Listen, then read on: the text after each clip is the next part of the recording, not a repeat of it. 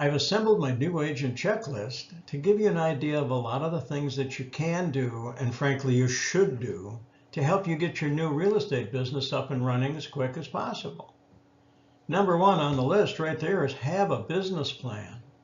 Have at least an idea or a framework of a business plan of how you want to operate your business.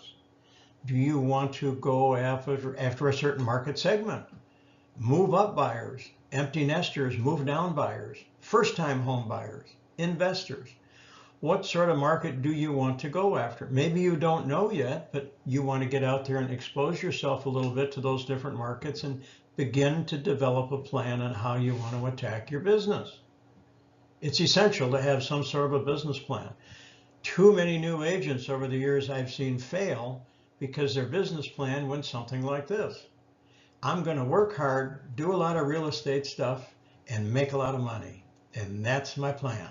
Well, that's an empty plan in my book because you don't have any action items. You don't know how to measure your goals to see if you're succeeding or not. I do have a business plan video out there as part of my career prep series on how to set up a business plan. And we talk about how many sales you'll need and closings you'll need to accomplish your income goal, and then how you're going to reach those levels. So if you get a chance, take a peek at my business plan video. You'll find it helpful. But however you do it, wherever you get the information from, have some sort of a plan on how you're going to accomplish your goals. And also get some sales training. You'll need sales training. Every agent, new or old, okay, experienced or not experienced, needs sales training. But you'll get some training from your broker. Great question to ask your broker when you do some broker interviewing. What sort of sales training programs do you have? Are they in-house? Do I have to go somewhere to do it? Do I have to pay extra for those? But you should get some sales training on not only how to market properties, but how to get prospects to actually agree to sign up with you and your brokerage to list a house or help them find a house to buy. Signing an agency agreement is actually a very, very good skill that you can work on, practice, and develop. It's called closing for the agreement. You should do that. How do you make appointments? How can you make more contacts? So get some sales training from your broker. That will be a big benefit and help you get your business up and running quickly. Find some sort of a mentor in the office. Ask your broker again, when you do your broker interviews, are there agents in the office who would be willing to do some mentoring of a new agent? Maybe let me be their assistant for a while. I could fill out documents for them. I could fill out listing presentations. It's a great way to learn the business. Being an assistant to an existing agent who's very busy and doesn't have enough time to turn around, they many times will actually even pay you by the hour, maybe to fill out some of the paperwork and do some of their work in the office so they can spend more time in the field with their clients. Check with your broker on being a mentor for somebody. Or shadow a successful agent. Find somebody in the office who's very successful and ask them, would it be okay if I come with you on a listing presentation? I'd just like to watch what you do. I'd like to see how you do it. Can I come to one of your open houses when you're there to see how you handle prospects when they come in? You just need to begin the process of learning how the business operates and getting familiar with the business. You're going to also find it very helpful to get to know your market area.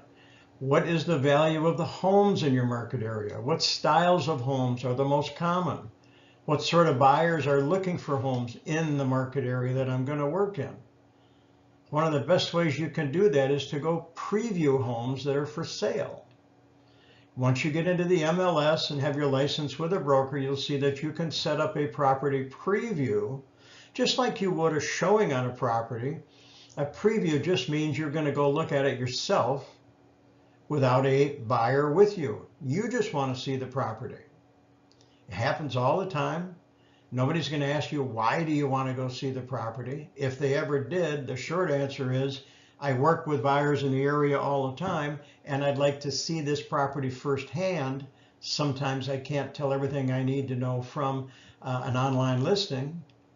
So I'd like to see it firsthand and get familiar with it. And then if it works for my buyers, I can recommend it to them. So previewing properties is a great way to learn your market area and to learn more about the properties that are for sale there. I've known new agents in the past. If a brokerage has 2 or 3 or 4 brand new agents all about the same time, 2 or 3 agents will get together and go preview 3 or 4 homes a day. You do that a couple times a week, and you can go together with other agents. Talk to your broker. Always clear things with your broker. Let them know what you're doing. Generally, that's never an issue. So you want to go with maybe 2 or 3 other agents, and you want to look at 3 or 4 or 5 homes a day. You want to do that twice a week. After about a month, you'll have a really good idea of what sort of properties are available in your market area. So when somebody comes into one of your open houses and you're staffing the open, and they say, boy, do you know if there's any 3-bedroom, 2-stories about this price range in the area? You can say, you know, I've been in some of those the last couple of days. Yes, I know where there are some of those, and I'd be happy to show them to you. And you begin the process of trying to set an appointment to do that. So previewing can be a great tool. Rather than scheduling a preview, I always encourage all new agents. When I had a brokerage, I encouraged all my new agents.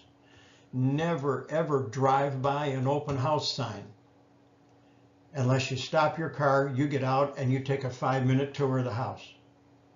That's another wonderful way to go see properties that are for sale in your market area and learn what's for sale and learn price ranges.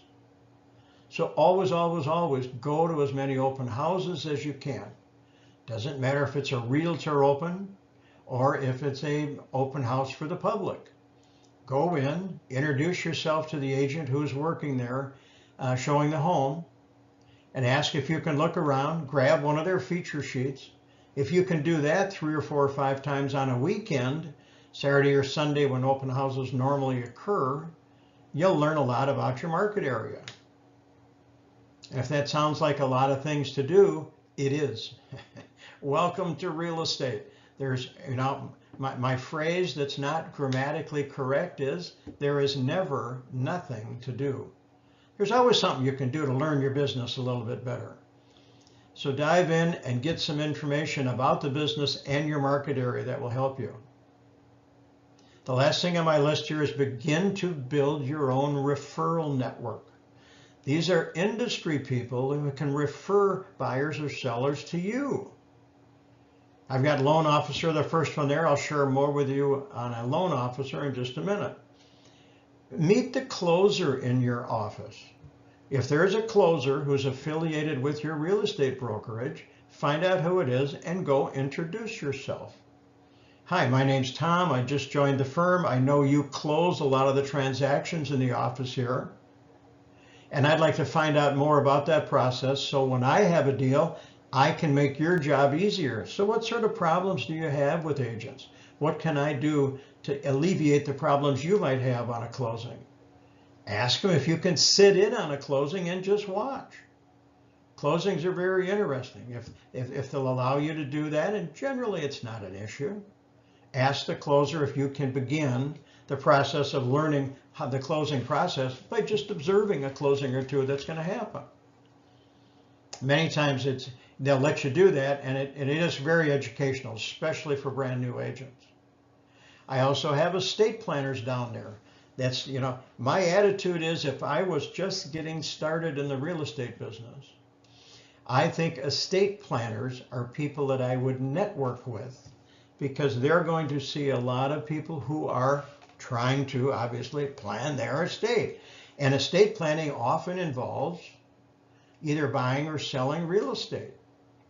So I would talk to an estate planner and say, hey, my name's Tom. I'm with ABC Real Estate Company. Do you ever have any questions that come up in your estate planning sessions about real estate? And if you do, who do you contact about those?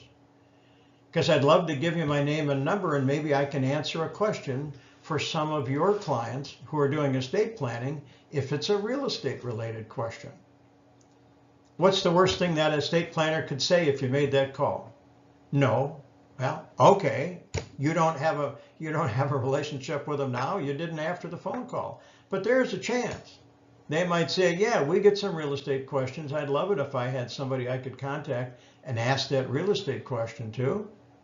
So give yourself an opportunity to network with them. I mentioned loan officers. I'll close out this checklist with loan officers. One of the things I encourage every brand new agent to do, as soon as you're in the office and you have your license with the broker, find a good loan officer and make them your new best friend. Okay? Here's what I mean by that. First of all, how do I find a good loan officer, Tom? Well, here's what I want you to do. Talk to other agents in the office, experienced agents who are doing business. And say to one of those agents, you know, Bob or Susie, whoever it is, my name's Tom, I'm new in the office, and listen carefully, I'm a new agent and I'm looking for a loan officer, a good one, that I can refer my buyers to. And I know you do a lot of business. Would you mind giving me the name of the loan officer that you use? Because I'd like to contact them and see if in fact they would be open to having me refer clients to them. Most agents are very willing to do that. Oh yeah, don't use this person, but you should use this person because they're great. They always follow up. They help keep the deals together. Sure, I'll give you the name of one or two good loan officers. So now you have the name of a loan officer. This is good practice. This is good practice for you when you're brand new in the business. I think you're smart to call that loan officer up. Call them up and say this. Again, kind of listen to my dialogue. I'd call that loan officer up and say, hi, my name's Tom with ABC Real Estate Company. I got your name from Susie in our office here. She does a lot of business and says you close a lot of her transactions and that you're really good and that you help her clients. And you know what? I'm looking for a loan officer that I can refer my buyers to so they get that same level of service. Is there a chance you and I could meet in the next few days?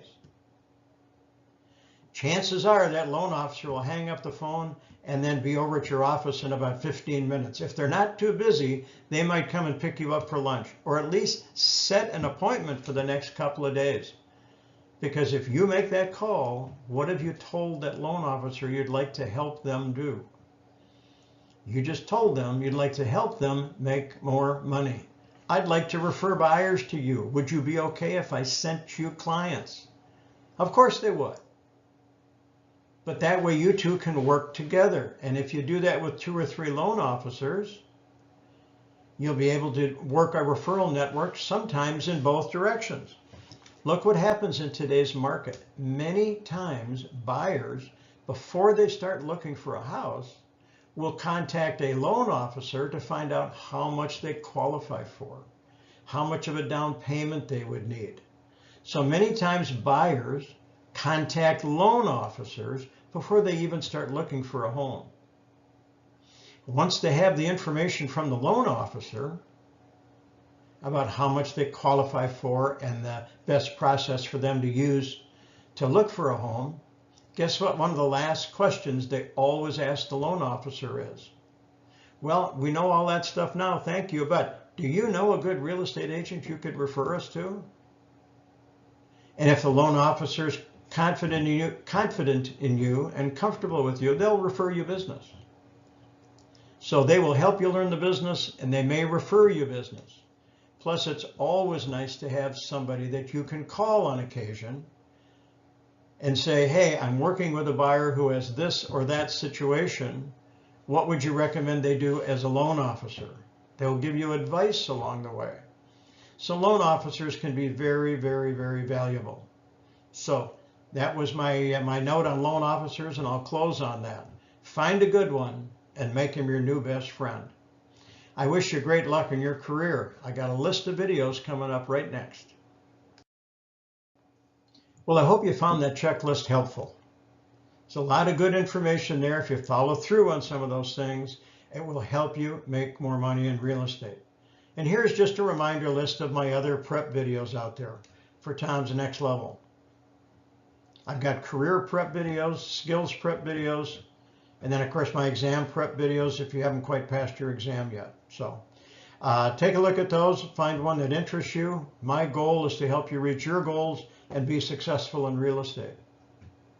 Thank you very much for watching. And as always, if you like the video, please click the like icon down below. If you want to make a comment, that'd be wonderful. If you want to subscribe, you'll get notifications when I put new videos out into my exam prep series. And thank you very much for watching. I really appreciate it.